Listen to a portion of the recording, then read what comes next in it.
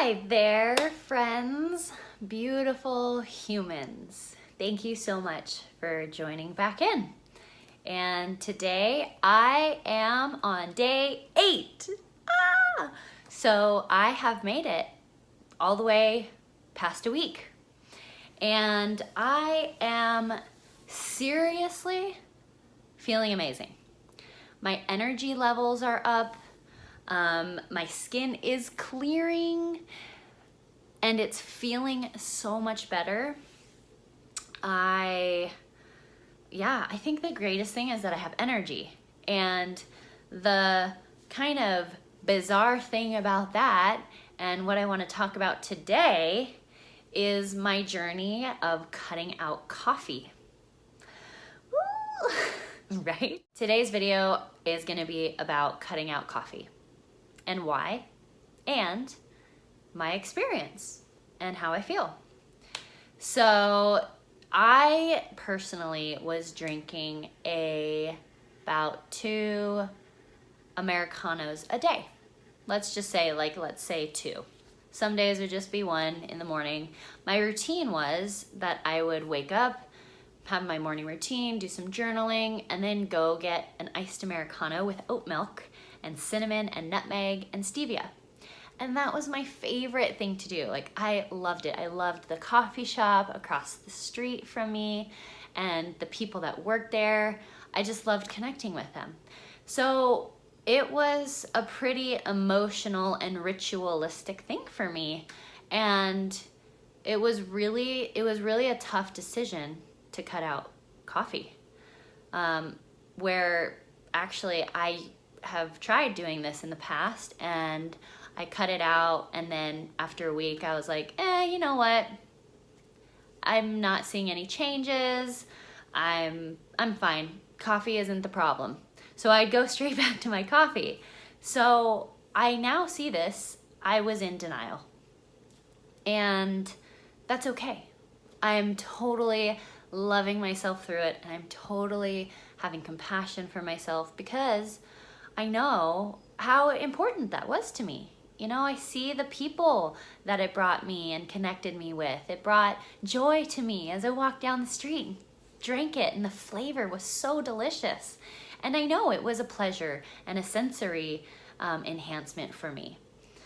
So when I decided to completely cut coffee out, it was because I did a lot more research on coffee, and trust me, I've done my fair share of research on coffee, and I've read almost everything and piece of information that you could read out there on it's good, it's bad, nobody knows, whatever.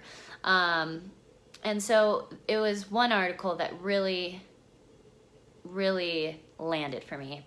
And it was this woman who shared her personal experience, which I love, right? I love people sharing their experience so that I can see real time what somebody went through. After reading her story, I just knew, okay, it's dehydrating my body.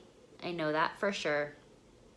And caffeine does affect the adrenal glands, and it does affect the liver and kidneys. So it just made sense for me, since I'm clearing and cleansing and healing my liver, and dehydration is a big problem with the liver healing.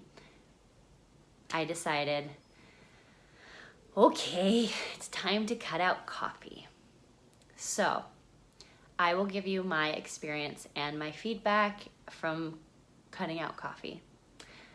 Well, like I started off the video saying, I actually have more energy.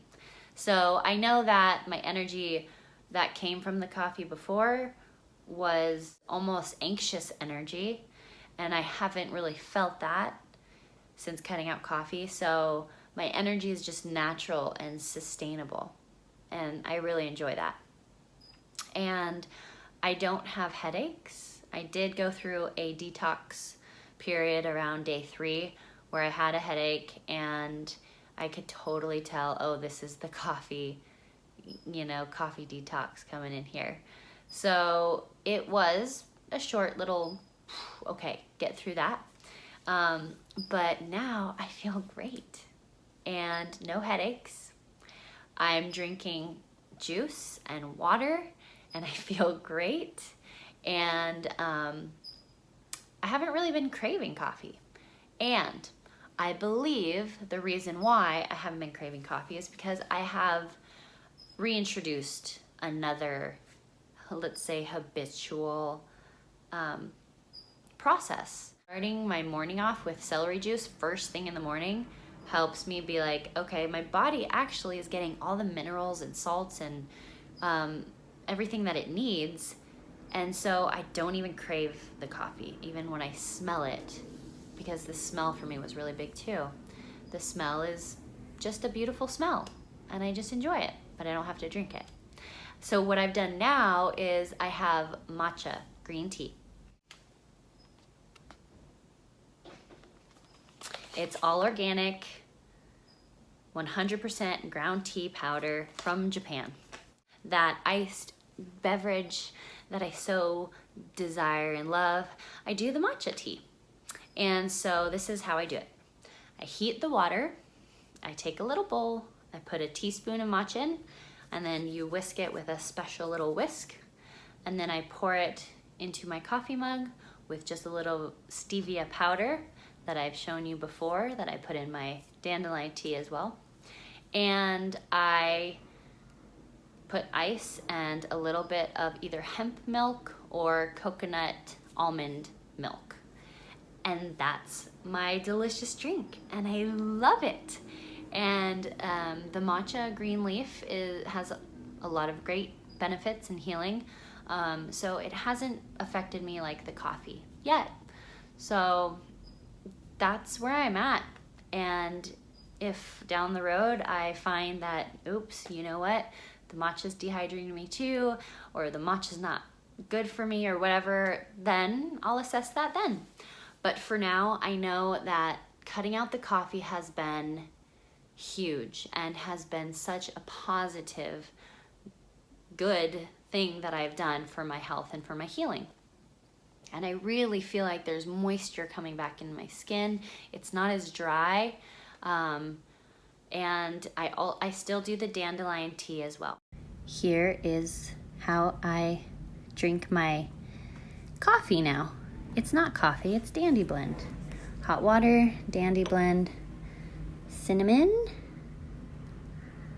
lots of cinnamon, nutmeg,